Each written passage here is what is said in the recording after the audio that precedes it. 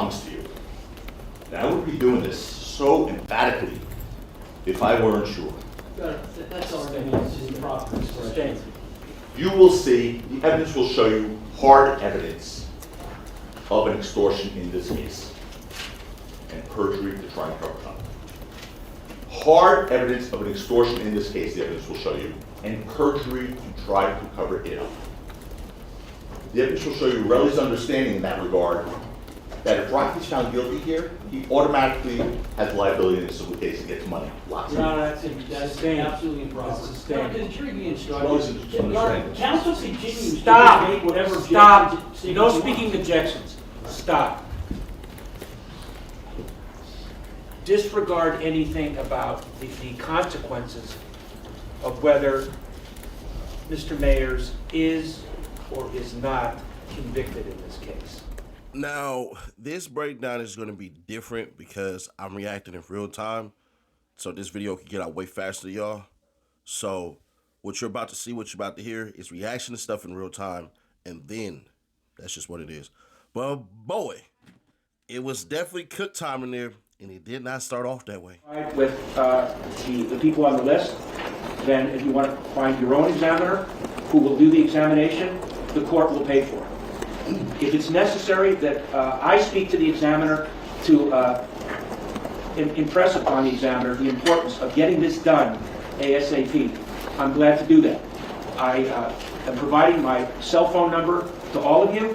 If you need to call me any time of the day or night, I will speak to you. I will speak to a firearms examiner. If you feel it is necessary, Mr. Tacopina, we can be dark on Monday. But I'm not excluding the evidence. I don't find that there is any nefarious conduct. The evidence is relevant. It's not a smoking gun, but it is somewhat inculpatory. But in and of itself does not mean that your client is guilty. That's the way we're going to deal with this, and that's the final ruling. I don't want to hear anything more about it. That's the end of the issue for now. Are both sides ready for the jury to come in? Do not mention anything about the ballistic comparison in the opening statement. That was a question. So, Yeah, do not mention that. Understood. Your Honor, what I was planning on mentioning was that the cartridges found at scene were 9mm. In the defendant's house was a magazine that was 9mm. All right. And had some 9mm live ammunition in it. That was it. If that has been part of the discovery and that was known, then that's fair game. Yes. But this ballistic comparison, that's off limits for the opening statement. Yes. Yeah. Like 4Extra say, off the back, they was about to nail him straight to the cross from Jump Street. So let's understand something. This case right here, early predictions, he's gonna get found guilty. And we haven't gotten to closing, to open the statement from the defense side. This is the reason why the video is out so fast. So, hey, it is what it is, but let's get to it. I want to start with how this case starts for LAPD. Hi, I live in the apartment on the corner of Argyle and Selma in Hollywood, and there's just been a shooting. So at 10:18 p.m., LAPD receives this call, that there's been a shooting at the intersection of Argyle and Selma. The call continues though. Did you see anything or you just heard it? Yes. No, we watched it. Okay, what did you see?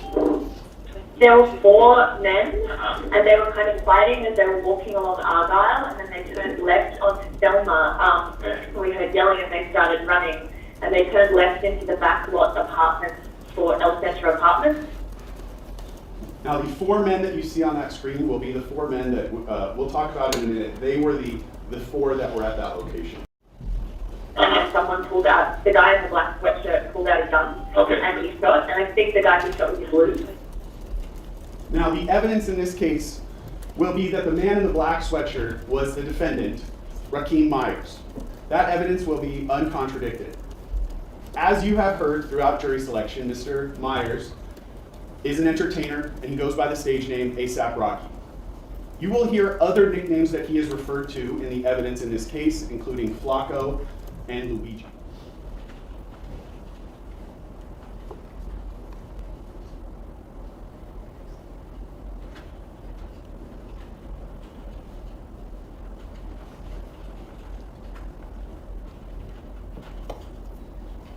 Now, as we play the zoomed in version, you'll also see that Mr. Efron is struggling with ills. And what Mr. Efron will tell you is that immediately as the defendant turned and pointed the gun at him, he jumped behind Ills, essentially to put Ills between him and the defendant.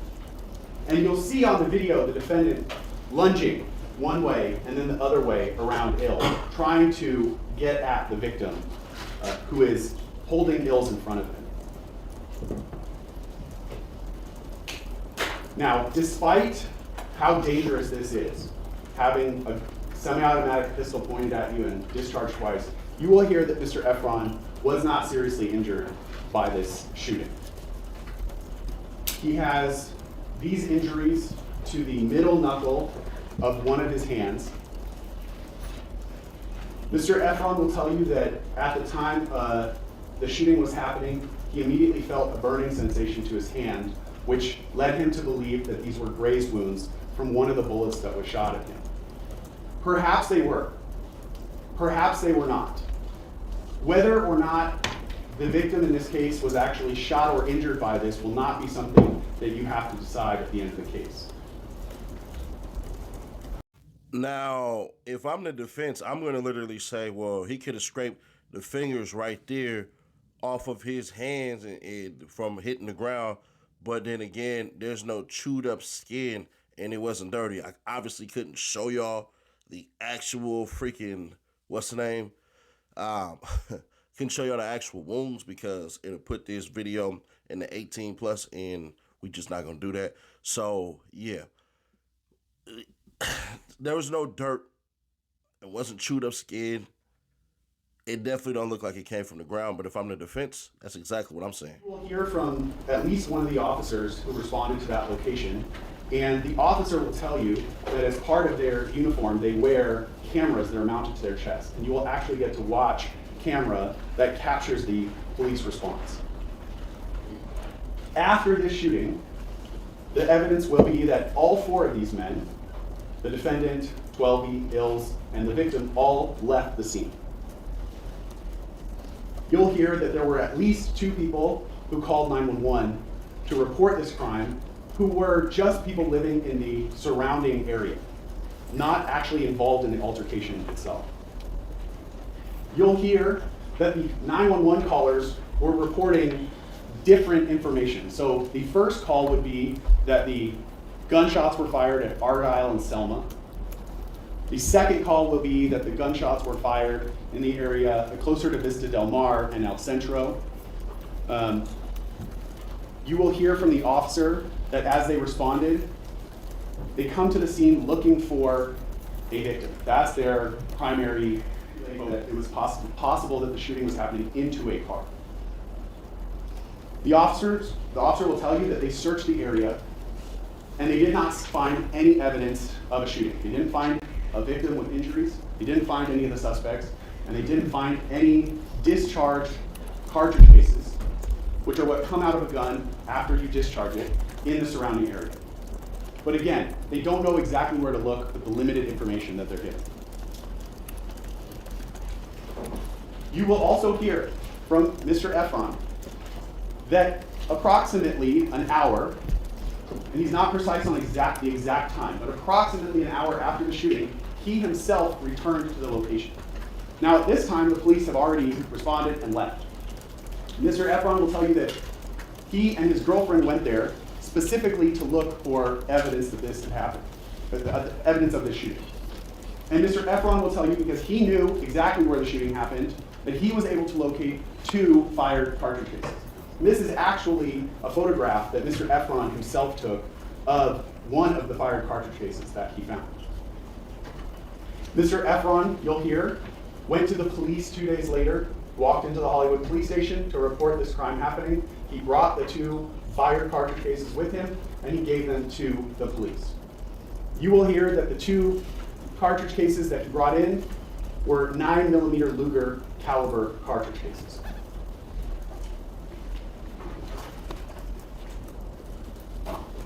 We'll also hear from Mr. Efron that immediately after the shooting, about an hour and a half later, he started text messaging the defendant. And he text messaged the defendant, "You try killing me." That was the first message he sent to her. And you'll hear that Mr. Mayer's response was to deny that anything happened. The defendant, in abbreviation, says, "What the fuck is you talking about? Why are you telling people I shot at you?" Denying that any shooting has even happened. Mr. Efron confronts him again. "You set me up to try to take me from my daughter." And the defendant responds, "I tried to do what? I know you hate me, I hate you too." The defendant responds again, "Stop making shit up." Now, if I'm the defense, I'm gonna say that's extortion. You mean to tell me these trained professional police officers went and scanned the area and a wide array of areas and all of this crap, and y'all couldn't find the shell casings, aka the shells? And then he texts me and say all of this crap, and there's 100% deniability on Rocky's behalf? I ain't gonna know, yeah, bro, it look like extortion. And some people who are watching this, I'm gonna tell you right now, bro, the defense has not put on their stuff right now. I'm gonna hit live right now. This is live. All right. Let me see if I can put up the time right now. So Central Time right now. I'm just trying to prove a point, because you know Seti Nash, the hood lawyer.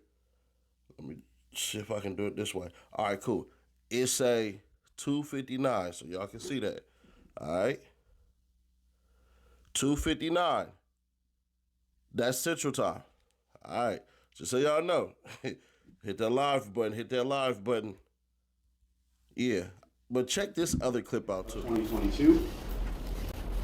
And that during that search, LAPD detective recovered a magazine for a semi-automatic pistol that was 9mm caliber, and that it was loaded with 6 unfired 9mm Luger rounds of live ammunition. You will hear that these items were found in Mr. Mayer's bedroom closet. You will also hear that there was no handgun that was 9mm in Mr. Mayer's home that was for that magazine. So you have a 9mm magazine, but no handgun to go with it. The last point I want to leave you with before I conclude is that we expect, in this case, that the defense will call 12B, Mr. Phillips, to testify.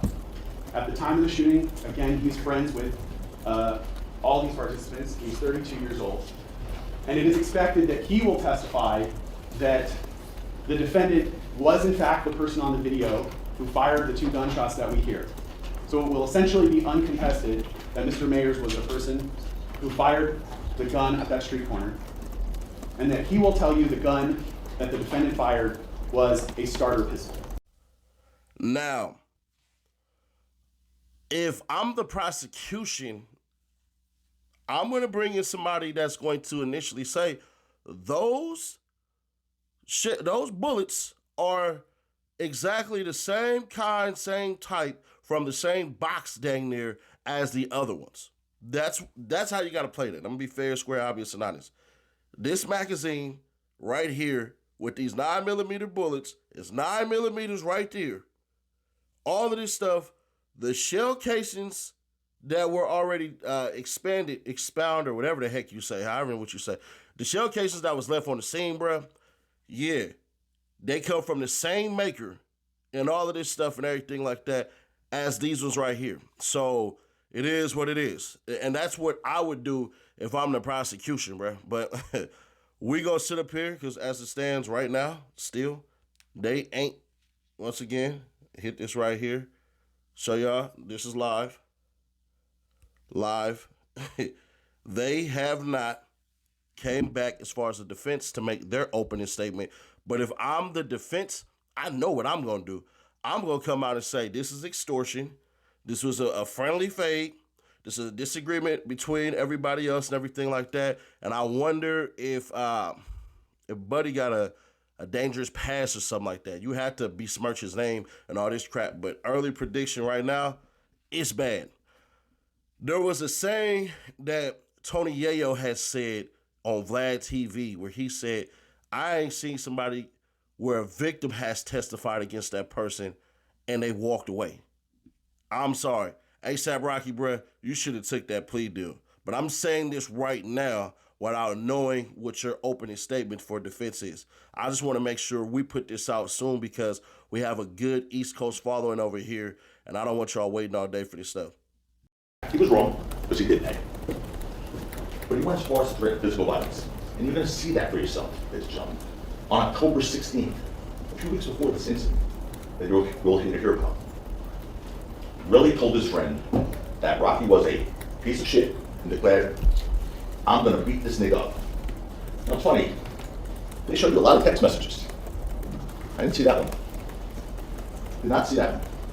That's the catalyst. That's weeks before this incident, when he came in hot on November 6, 2021 on Argyle. And if you fast forward only a few weeks on November 6, 2021, you'll see that. You see that Relly sought to turn those threatening words into dangerous actions. And he did. The evidence will show you that on November 6, 2021, Rocky was scheduled to attend a music festival. They put it up at Old Complex Con with two other members of the ASAP crew, Elijah Ulanga and Jamel Phillips, you now know them as ASAP Ills and ASAP 12. So in order to address Relly's resentment, because he was really mad, and have him accompany Ills and 12 to the festival, Rocky reached out to him multiple times. As a matter of fact, I think he sort of texted from one of Relly's friends to Relly saying, hey, I think he wants you, keeping Rocky wants you to perform at Complex Con. So Rocky was trying to get him to come. It was sort of a celebration of the ASAP crew. So Rocky, yes, he was urgently messaging him because they were late for this Complex Con. You're going to hear that from multiple witnesses.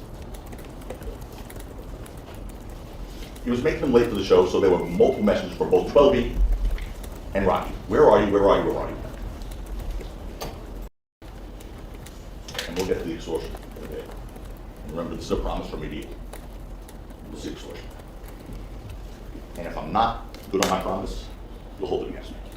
I want you to. The evidence will make clear that the object Relly alleged was a firearm was absolutely nothing more than a prop gun. And the DA ended his opening statement saying, 12 will tell you that. He'll testify on behalf of Rocky to tell you that. Not just 12 multiple witnesses will tell you that. Not just 12 multiple witnesses will tell you that that was a prop gun. You'll learn that that was a prop gun, also called a starter gun, a blank gun, but it's a type of fake gun. It's used in prop movies and music videos. It's also used to scare off attackers by looking and sounding like a real gun, without actually firing a live round. The evidence will show you that Rocky, obviously, I think you all know by now, is a high-profile person in the public spotlight, and he was a target. The evidence will show, in fact, that he was the victim of prior violence, which caused him to have to carry this. The evidence will show, in fact, that he was the victim of prior violence, which caused him to have to carry this. Victim of home invasions, victim of a stalker at that time, in November of 2021, victim of a slashing on his face, which he still carries with him today. It's Your Honor, there's been no.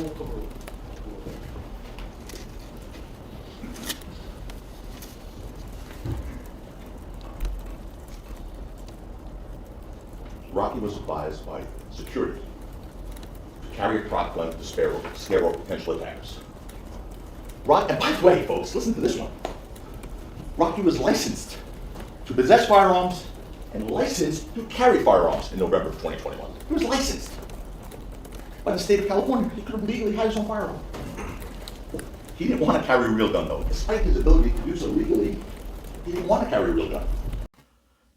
So, I ain't gonna hold you. That's a good point that he made. Now, at first, I didn't believe the prop gun story, but as we further go into it, if they produce a prop gun that looks similar to that, he going home.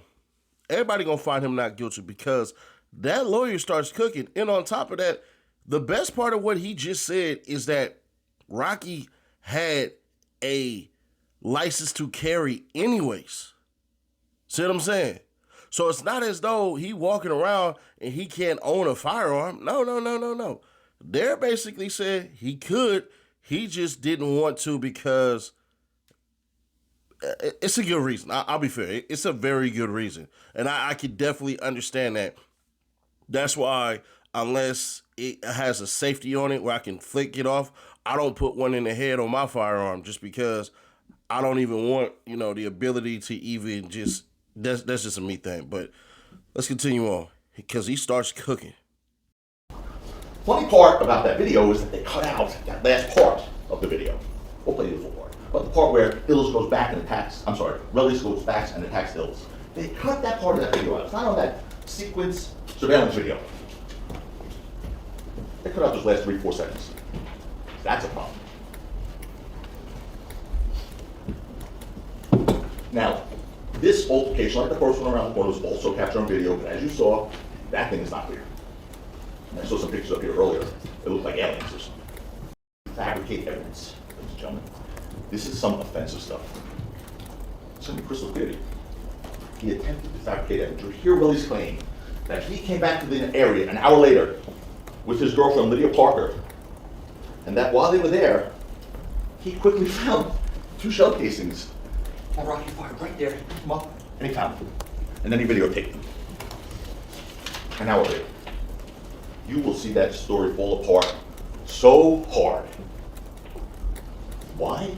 Because the evidence will show you that well before Relly returned to the area, 7 police officers, like a SWAT team, 7 police officers arrived at that same spot. They responded to the scene and carefully searched every inch of that area. I could not believe what I heard on the opening statement. Oh, the police didn't know where to look. Police searched the exact same spot where Relly claims he picked up the bullets. Not close to it, not near it, the exact same spot. Thank God there's videotapes. There's a body cam from the police where they were searching. And there's that surveillance video that you see here that captured Relly coming back an hour later. Exact same spot. So, we're playing it now? Well, it's not just what we're playing, we're showing. Showing. So this is where the police are. I'll just back in.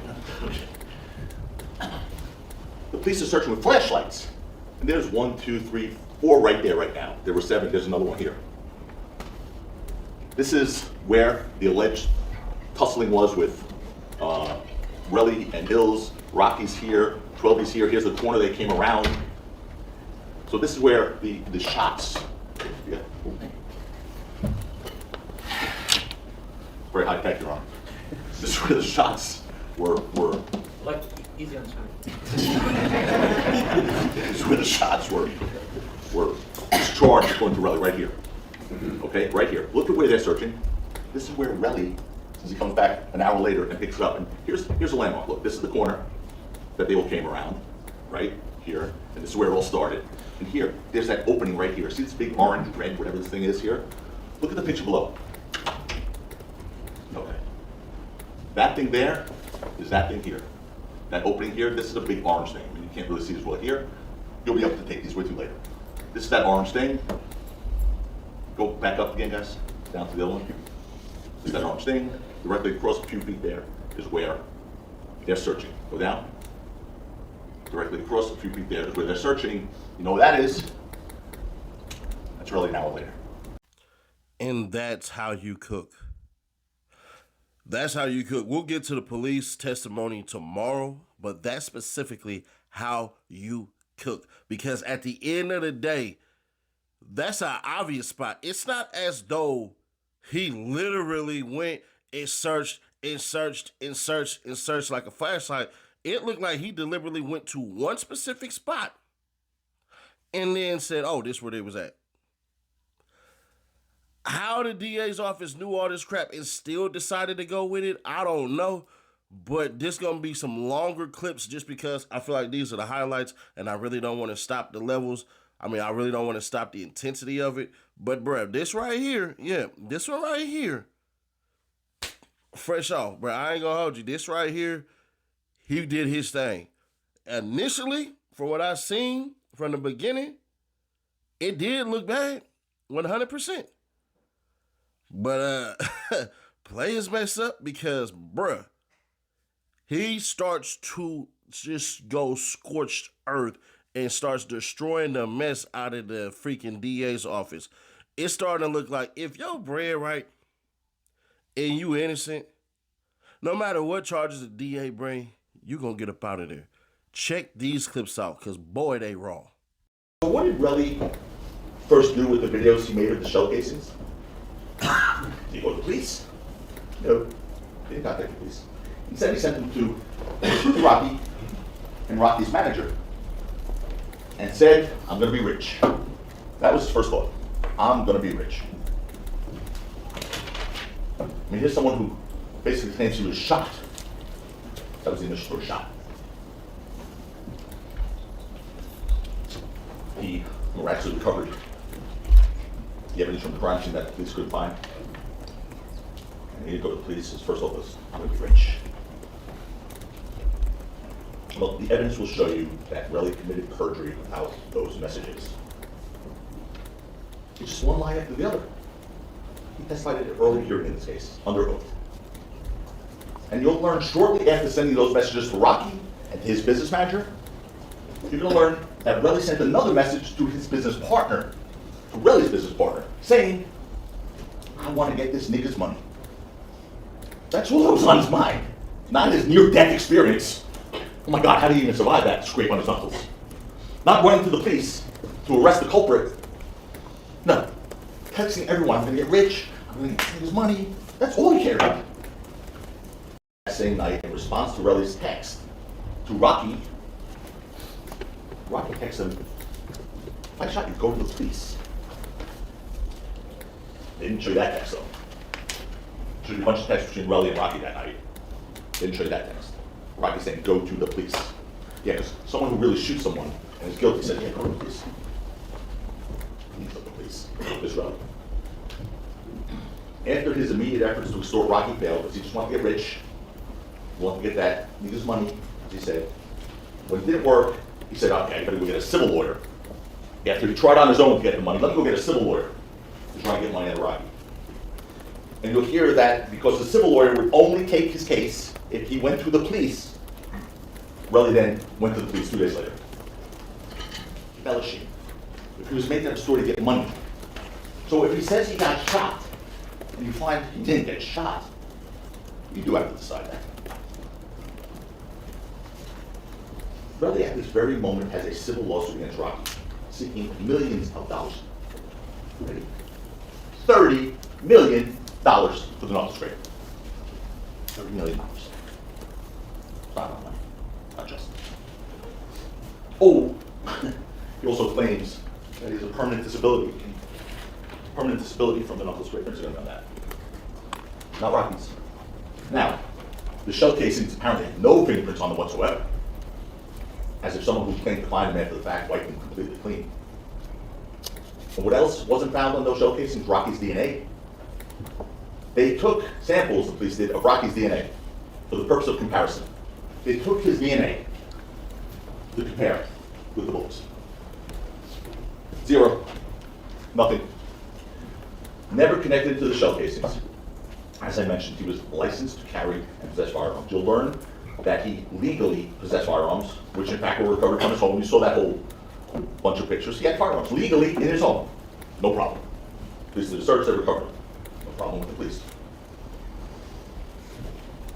The evidence will show you that none of those firearms recovered were 9mm caliber, because he didn't have one. You'll learn that the 9mm caliber of the shell casings that Relly claims are recovered from the scene are exactly the type of gun that Rocky didn't possess or own. He didn't have Rocky's fingerprints, the police missed, and all that stuff. And the 9mm ammunition recovered in Rocky's home, that one magazine, 5 bullets or whatever. Most importantly, you're going to learn that the shell casings were completely different than the ones that Relly said he found at the scene gave to the police. Completely different. You'll learn that the 9mm ammunition in Rocky's home was a brand called Sig Sauer, and the Relly shell casings that he claims were found at the scene that the police missed were a brand called Federal. I'm going to show you the difference. I'm going to show you the pictures. Now, where I think the lawyer got it wrong, because I can show the little 2 knuckle scrapes right here, the top ones right here, is that those scrapes seem slightly fresh. They do. They just do. There's no dirt or anything like that, because if you scrape it on the ground and stuff, right, the meat's going to be chewed up and all that stuff. So I don't believe it was done on the ground. I think he probably went to like some freaking wall or something like that with like a cinder block on it and did just like that. I think that's what ended up happening. There's no way that came from a freaking bullet. That's that. So the things that are going to exonerate APRocky is, where did the bullets go? They had to land somewhere. They had to go penetrate something. Then what I had said in the previous video about, hey, bruh, yeah, you might be screwed over if the freaking neighbors call and they say we heard shots rang out. That part is very true. But then he said, the lawyer, and I'll just take the lawyer at his word, hey, the prop gun that they had, bruh, yeah, that has sounds too. It's all right. But the thing that discredited Relly the most is you waited 2 days to go. And then why would a guilty person ever tell you wouldn't go to the police? Now, somebody could flip it, and I'm assuming Relly would get on the stand and say, you know what? Because I didn't want to be labeled a snitch and all this crap and everything like that and blah, blah, blah. But where he destroyed him at, and this is the thing that I think is going to stick in the people's heads, is a couple of things, of course. But this one thing, when he said that the lawyer for the $30 million lawsuit said, I'm not going to take this case unless you basically go after him criminally. I think what that lawyer said is 100% what happened. I think Rocky went up there trying to be tough and all this stuff and everything like that, and Buddy wasn't going for it. Buddy did what he did. He probably got around him and did whatever he did, basically called somebody broke. So the other one was whatever, called APRocky the B word and all that. So I get all that. But bruh, that lawyer, he got his pay today. He earned all of his money, because at the end of the day, you cannot listen to both of those freaking opening statements and literally say that the defense did not start the flame, because I keep telling, I keep repeating on this freaking channel, and this is what makes it easy for what I do. And even if I kind of jump out the window like I did a little bit in the beginning, hey, bruh, if they come with this, and this, that's what's going to do it. I'm thinking that APRocky just was dumb. All right, bruh, what? They was going to give you what? But on the flip side, why would the DA's office essentially offer him 180 days, knowing that he's only going to serve maybe 3 months to a month and a half of that? Why would he do that? Why? And even if he loses this case, all they're going to do is paint the illustration that, man, this was nothing but extortion. So you have that, but I just kept on wondering to myself, why the heck would he reject it? And why does his lawyer in his tight ass suit looking like Lou Ferrigno, the original Hulk, why is this tight suit wearing ass dude sitting here so freaking bold about it? And then we seen today. I'm sorry. The DA's office, y'all had to be ashamed of yourselves. This was not enough for y'all to freaking go through and prosecute this at all. This is one of the worst and dumbest cases that I've seen in a while, because it rests upon your star witness who looks like trash so far. Now, that's not to say he can't come on there and say this and say that, but if he gets up there and he gets flustered by APRocky's attorney, finito, that's it. But from what we seen, and when he kept on saying, oh, y'all didn't see these text messages, that basically does this. And on top of that, he was right. Buddy was hauling off on cats and all this shit. And why would you go after somebody who just shot twice? Like, why would you? What sense that make you run after somebody with a gun shooting at you and you don't have one? And at no point in time did he take cover. They try to paint that at first, but once again, it is what it is, man. Y'all let me know y'all thoughts. Listen, man, if y'all can get this video to 5K likes so we can get in the algorithm, man, let's talk about it. I gave y'all a long video for Friday. We're going to be here. We're going to be knocking it out. They say 3 weeks. I say about 2.5. I don't see how this trial lasts that freaking long, but we're going to be here for the long run. We just going to get it done. Hey, like I said, we're doing this full time now, so that's why the video is popping out faster than ever. I'll catch y'all tomorrow.